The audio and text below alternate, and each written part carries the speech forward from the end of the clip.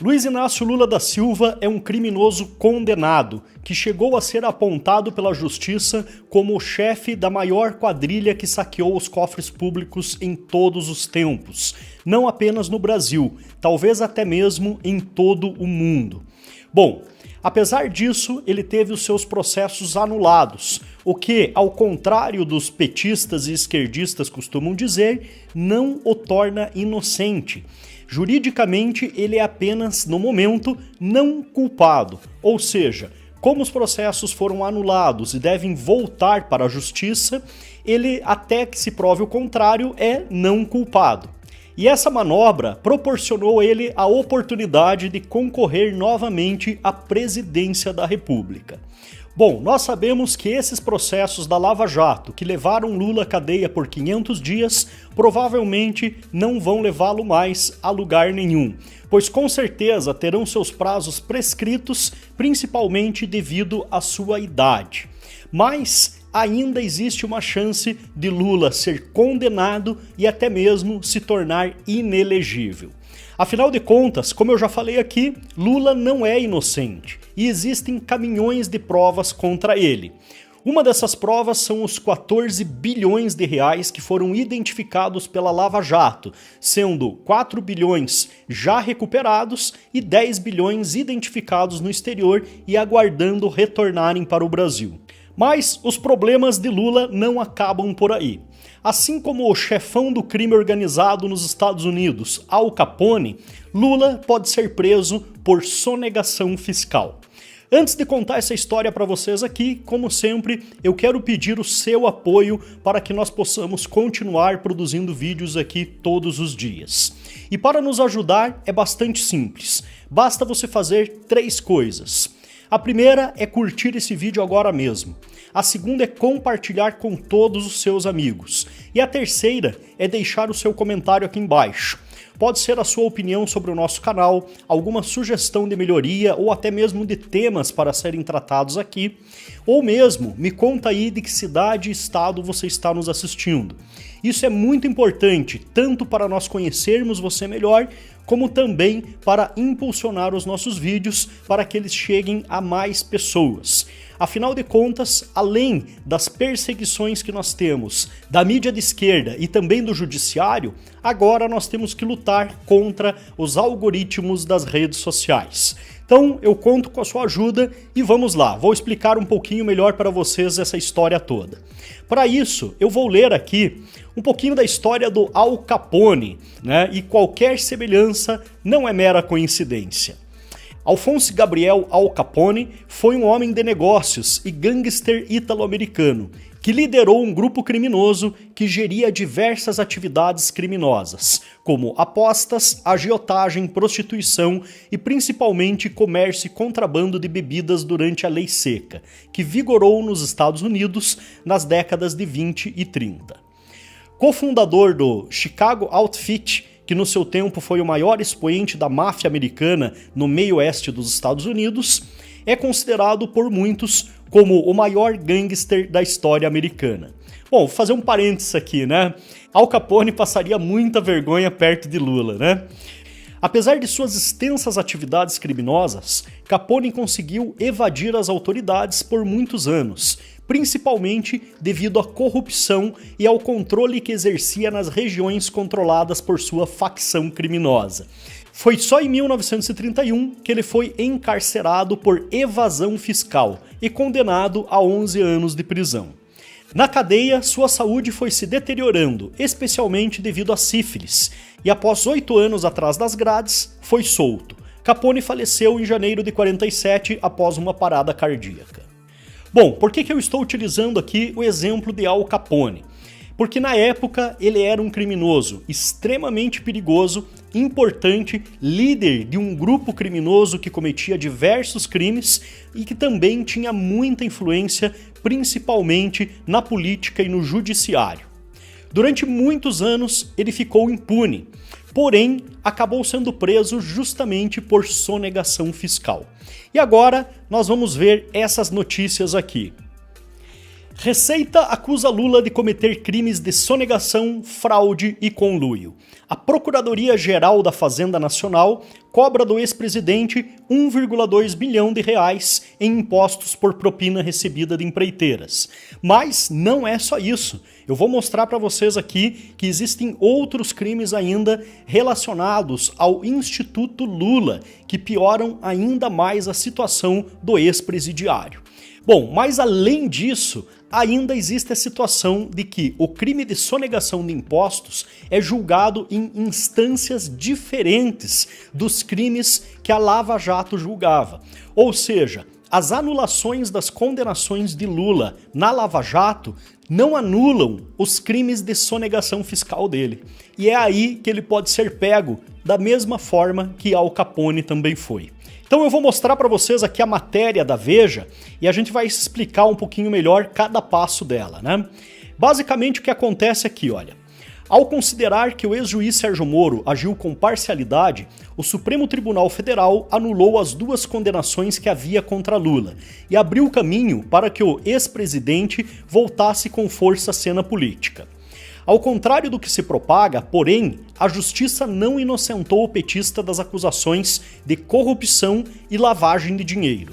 Na prática, as decisões do STF transferiram do Paraná para Brasília a competência para apurar e julgar os dois casos, e também tornaram sem efeito as provas obtidas pelos procuradores da Força Tarefa da Lava Jato de Curitiba. Calcula-se que seriam necessários no mínimo 5 anos para refazer e julgar os processos. É pouco provável que isso aconteça, mas não quer dizer que o ex-presidente possa se considerar completamente livre de problemas. Há outras pedras no caminho do pré-candidato do PT à presidência da República. Para a Receita Federal, por exemplo, Lula é um sonegador de impostos que, em conluio com empreiteiros, tentou ocultar rendimentos milionários com o objetivo de fraudar o fisco. Então, eu vou explicar para vocês aqui de uma forma resumida para a gente não ter que ler a matéria toda aqui. Basicamente, todo o dinheiro que Lula recebeu, seja ele legal ou ilegal, precisa ser declarado para a Receita Federal. Ele precisa pagar imposto como qualquer outro brasileiro. Mas lógico que Lula não se considera um brasileiro qualquer. Ele é alguém acima do bem e do mal, né? Ele é a alma mais pura que o Brasil já viu, segundo suas próprias palavras. E também nunca passou na cabeça dele que um dia ele pudesse ser preso, que um dia ele pudesse ser condenado pelos seus crimes. E por isso, por que ficar apenas no desvio de dinheiro ou no recebimento de propinas com empreiteiras, né? Vamos mais longe do que isso, vamos também sonegar impostos, pois para quem já cometeu um crime, né, o que é mais um? Dessa forma, Lula, obviamente, omitiu da Receita Federal os valores que recebeu referentes ao sítio de Atibaia e também ao Tiprex, como ele costuma dizer, do Guarujá. Esses valores somados geram uma dívida para o ex-presidiário de R$ 1.250.000. E aí você vai me perguntar, mas Olímpio, isso daí é dinheiro ilegal, é de propina, é dinheiro, né, roubado. Não sou eu que estou afirmando, estou dizendo que alguém aqui pode dizer, né? Não posso imputar crimes no Lula, senão eu vou acabar sendo processado. Então, as pessoas ou a justiça aqui vai falar, mas isso daqui é um dinheiro roubado, é um dinheiro ilegal. Como que a Receita Federal cobra sobre isso? Simples. A Receita não quer saber de onde veio o dinheiro, como foi formado o patrimônio. A Receita Federal apenas cobra os impostos sobre o patrimônio da pessoa.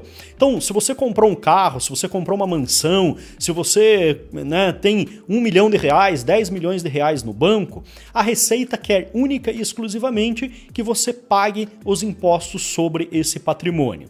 Se esse dinheiro é ilegal, aí é problema da Polícia Federal, do Ministério Público e de outras instâncias da Justiça. Sendo assim, mesmo que Lula fosse inocentado de todos os crimes dele, vamos supor que tudo que foi levantado pela Lava Jato fosse realmente uma grande armação dos promotores e do Sérgio Moro e seja lá mais de quem que queria prejudicar o pobrezinho coitado do Lula. Ainda assim, Lula cometeu o crime de sonegação fiscal. Bom, Esse não é um crime grave no Brasil. Ao contrário dos Estados Unidos, onde Capone foi preso por 11 anos, no Brasil, o Lula ficaria preso aqui, deixa eu ver aqui, no máximo, né, pena de crime de sonegação, detenção de 6 meses a 2 anos e multa de 2 a 5 vezes o valor do tributo. Então, basicamente, Lula teria que pagar aí uma grande multa e também seria condenado a 6 meses a 2 anos, que ia acabar sendo trocado aí por cesta básica, serviço comunitário ou qualquer coisa que ele não ia fazer mesmo, né? Mas a questão é que é uma condenação. E aí Lula fica inelegível novamente, volta a ser ficha suja. Então, indiferente se ele vai ficar na cadeia ou não, se ele vai ter prisão domiciliar, se ele vai trocar isso aí por algum serviço ou por alguma cesta básica, condenação é condenação. Mas aí você pode falar, cara, mas ainda é muito pouco. Então vamos ver aqui que tem bem mais, né? Ainda no Tribunal Regional Federal em São Paulo, a Receita cobra outros 15 milhões de reais em impostos, supostamente devidos pelo ex-presidente.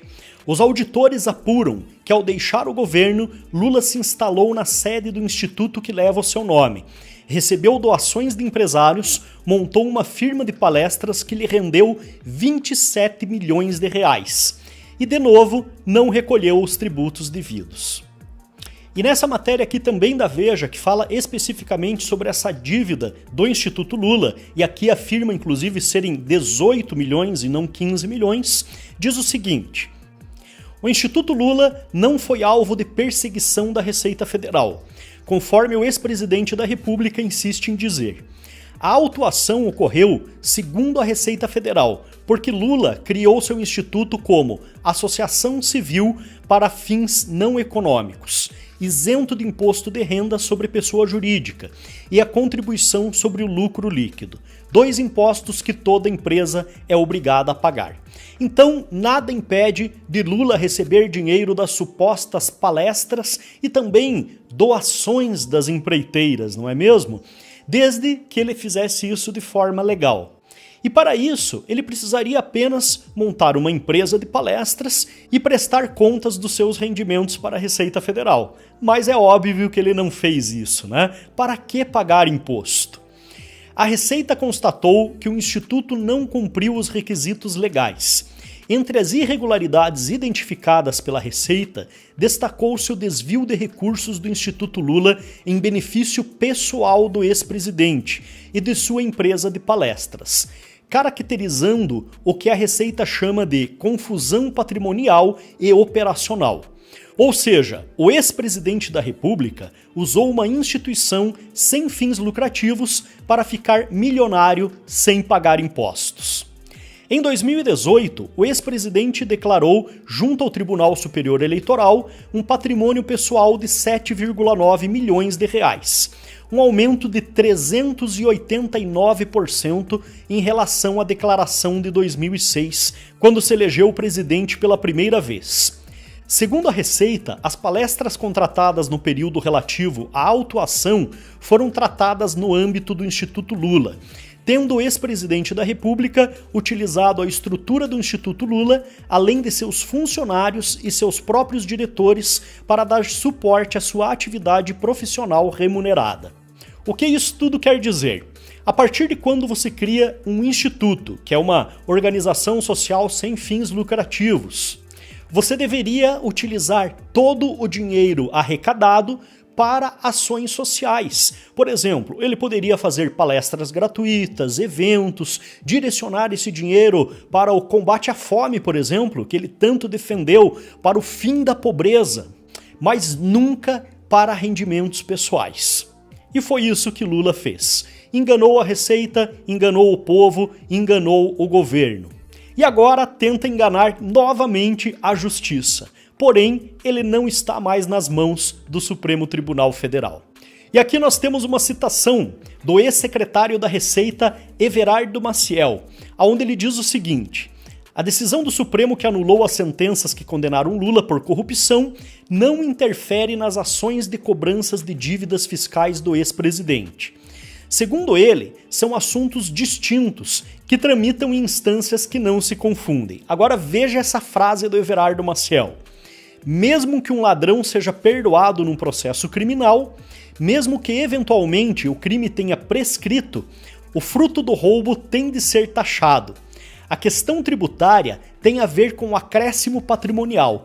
Se houver acréscimo, paga-se um imposto. Ponto final. Então, basicamente, Lula continua sendo um criminoso. Pode ser julgado, condenado e até mesmo se tornar inelegível. Dificilmente Lula volta para a cadeia, mas dificilmente ele também vai se safar dessa. Afinal de contas, vai ser muito difícil agora ele explicar isso. E não tem mais como ele tornar aqui os desembargadores do TRF de São Paulo, ou os ministros, não sei como se chamam, os juízes, de suspeitos também, né? Afinal de contas, todo mundo no Brasil é suspeito, menos o Lula. Então é isso, pessoal. Agora eu quero saber a opinião de vocês. Deixe seu comentário aqui embaixo do vídeo e aproveita para compartilhar esse vídeo com todos os seus amigos. Um abraço e até a próxima.